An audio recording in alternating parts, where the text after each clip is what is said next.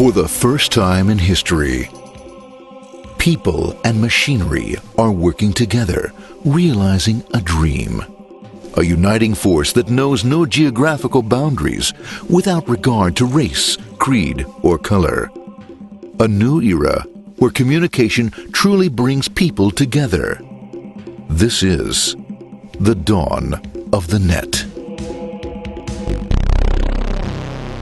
Want to know how it works? Click here to begin your journey into the net. Now, exactly what happened when you clicked on that link? You started a flow of information. This information travels down into your own personal mailroom, where Mr. IP packages it, labels it, and sends it on its way. Each packet is limited in its size. The mailroom must decide how to divide the information and how to package it.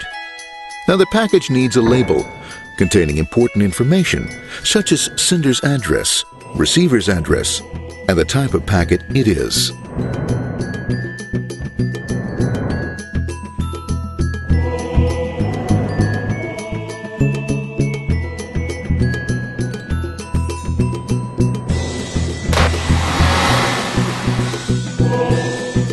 Because this particular packet is going out onto the internet, it also gets an address for the proxy server, which has a special function, as we'll see later.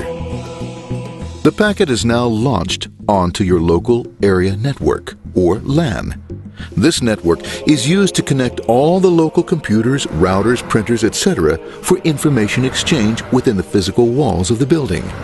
The LAN is a pretty uncontrolled place, and unfortunately, accidents can happen.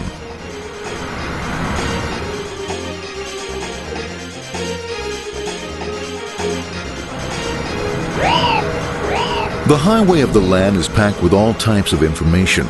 These are IP packets, Novell packets, Apple Talk packets. They're going against traffic, as usual. The local router reads the address and, if necessary, lifts the packet onto another network. The router, a symbol of control in a seemingly disorganized world. Whoops, sorry about that. Let's go with this one here, this one here. This one goes here, this one goes here. I don't like this one. Let's go with this one. Let's go here. A little bit left. Let's go with this one here. Another channel here. Let's put that one here. Another there. Let's put that one here. There he is, systematic, uncaring, methodical, conservative, and sometimes not quite up to speed. Sorry. But at least he is exact, for the most part. That one goes there. That one goes there. That one goes there. And this one goes there. Oh, another one goes there. That goes there. He's behind him. Let's go there. That goes there. He goes there. Oh, let's put that one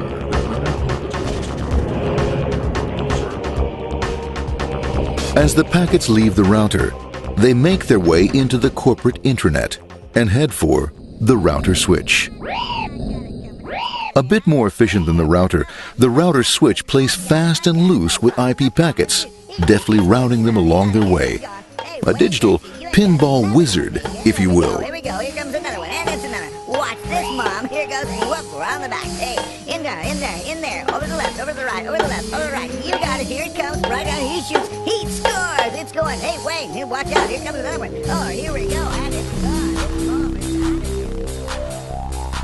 gone. As packets arrive at their destination, they're picked up by the network interface, ready to be sent to the next level.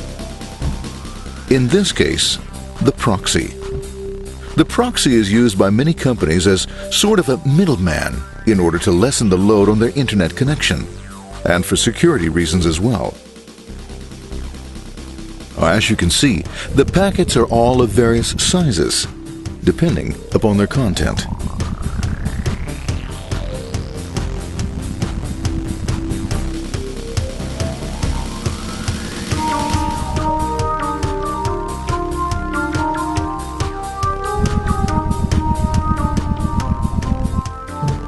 The proxy opens the packet and looks for the web address or URL.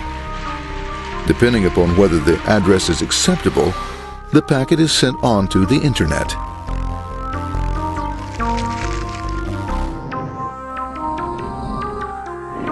There are, however, some addresses which do not meet with the approval of the proxy, that is to say, corporate or management guidelines.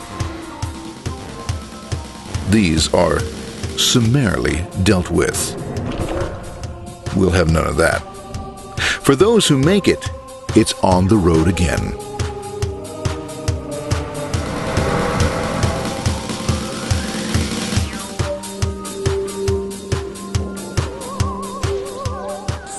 Next up, the firewall. The corporate firewall serves two purposes. It prevents some rather nasty things from the internet from coming into the intranet, and it can also prevent sensitive corporate information from being sent out onto the internet.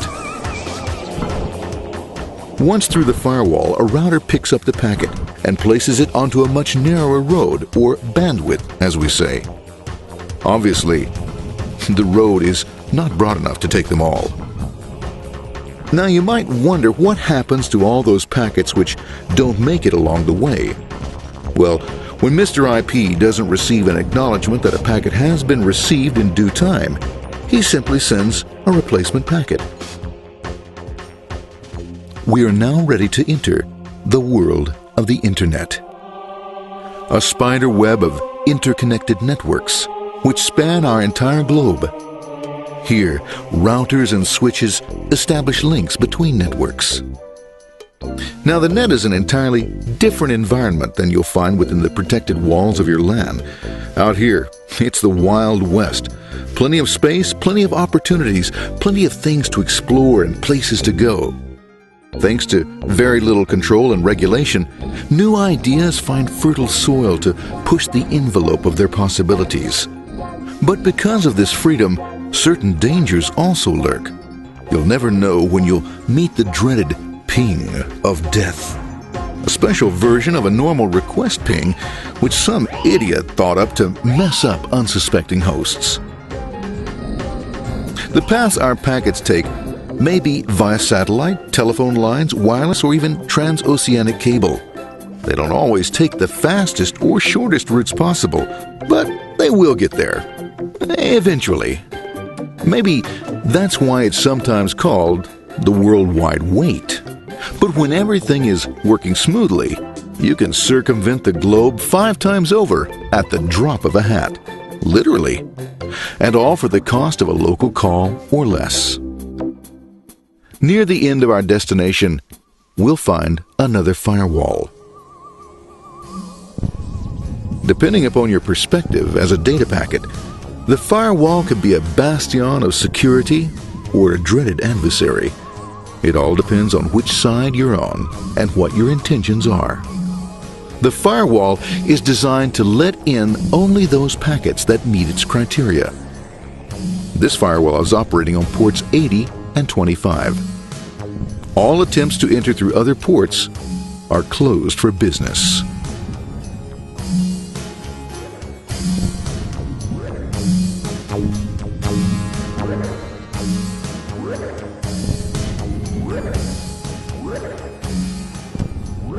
Port 25 is used for mail packets, while Port 80 is the entrance for packets from the Internet to the web server. Inside the firewall, packets are screened more thoroughly.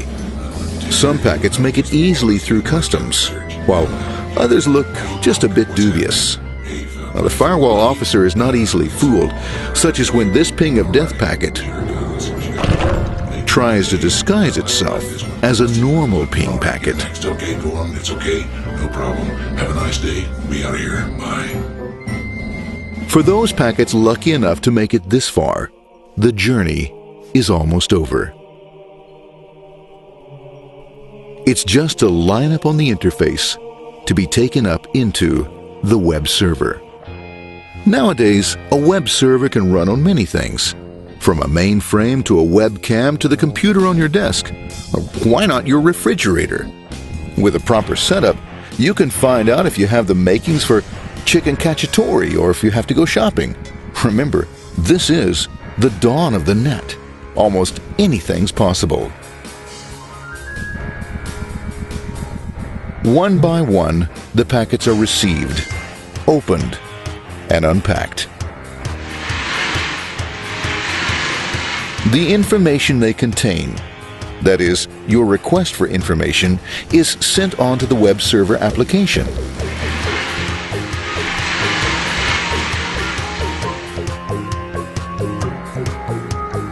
The packet itself is recycled,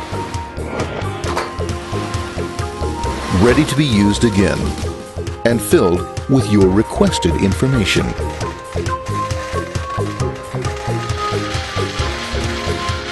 Addressed and sent out on its way back to you.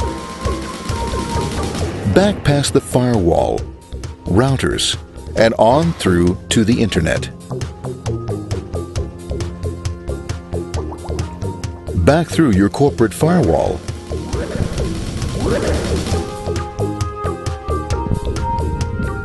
And onto your interface.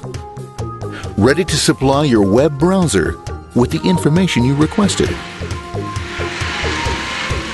That is, this film.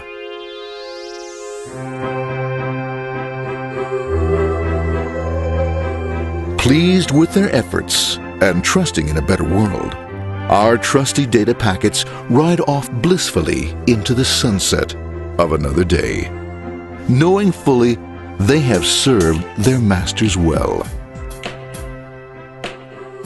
Now, isn't that a happy ending?